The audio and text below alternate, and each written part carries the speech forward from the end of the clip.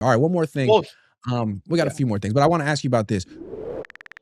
What can the Niners learn from the Seahawks blueprint? Every team, every champion has their own roster blueprint. The Seahawks did it a certain way.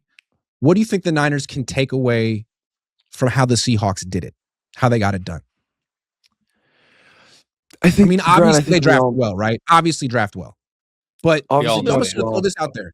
The one thing they didn't really do was make a super big investment in a quarterback. They never drafted one in round 1 or round 2. They didn't spend a bunch of money on one. They got one kind of late. It was sort of the last.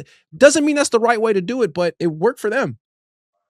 I think we all know what the answer is. Brandon is going to say the exact same thing. Yep. You don't overpay for a quarterback. I think I wasn't going to say that, but yeah, that's one thing they did was not overpay for a quarterback. I was going to say, look at the last 10 Super Bowl champions. Trenches. They don't spend money on wide receivers. Look at the Broncos, bro. They don't even have a wide receiver making over They will have to spend money on a wide receiver, though. They will have to spend money on JSN. When JSN's up for contract, we're going to have to they will, and they'll be worse. They won't win a Super Bowl. And it's fine if you pay one. They won't win another one. It's fine if you pay one receiver. The Niners were paying 2. And the Eagles were the only team in history. And neither one was as good as JSN.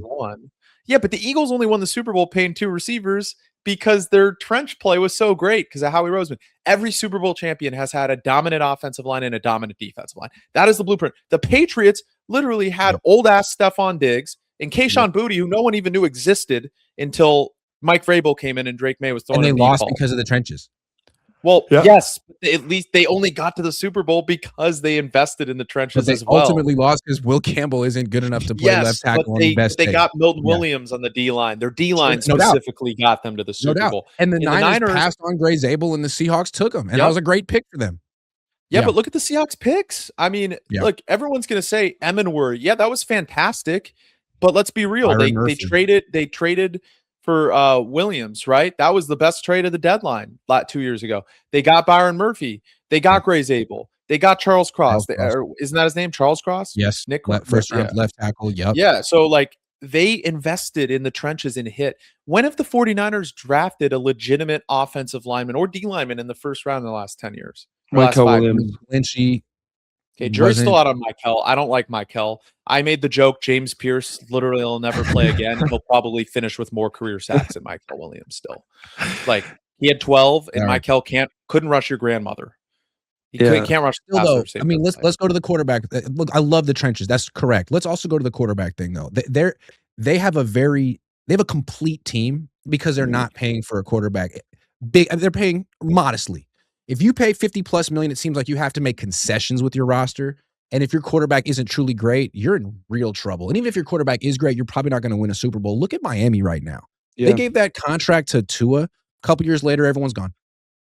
Everyone's gone. And they can't even trade Tua. They're going to have to cut Tua the way the Broncos had to cut Russell Wilson a few years ago. That's how catastrophic that contract was. Look what happened to the Chiefs, too. They pay Mahomes all that money, and then their D-line after a while and their O-line crumbled.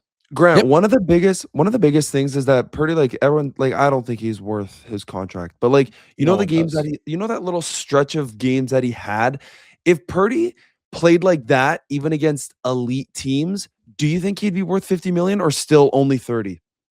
That's a great question, right? I mean, my thing is Josh Allen plays like that almost every week. He's the best player in football, and the Bills haven't really sniffed the Super Bowl. Is it his fault, or is his team mid?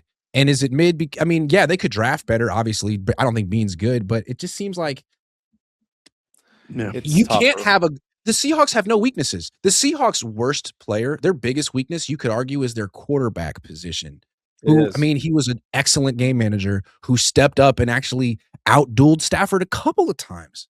So that's your biggest weakness. If you have a quarterback making $50+ million, you're going to have a mid defense or a mid weapons or no offensive line. Look at the Bengals.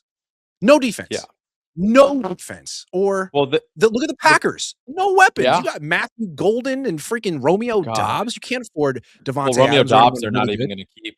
Right. But the antithesis is the Bengals. Yeah. Look at the Chiefs. They paid him, and they immediately had to get rid of Tyreek Hill, and they've never been the same. They won a Super Bowl with defense after that. I don't know. Yeah.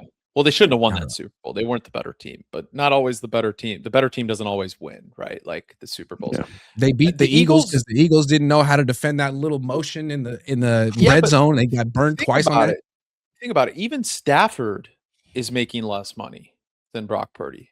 Yeah. So, like, I mean, and he is the best quarterback probably in the world right now, him or Josh Allen right now. Like Mahomes, obviously, Jackson's up there, Burrow. But like right now, in terms of play, Matthew Stafford is the best. And the Eagles were the only team besides the Chiefs. The Eagles were the only team besides the Chiefs that didn't have a quarterback making $30 million or less around a rookie contract that won a Super Bowl recently, except Brady, who took a discount.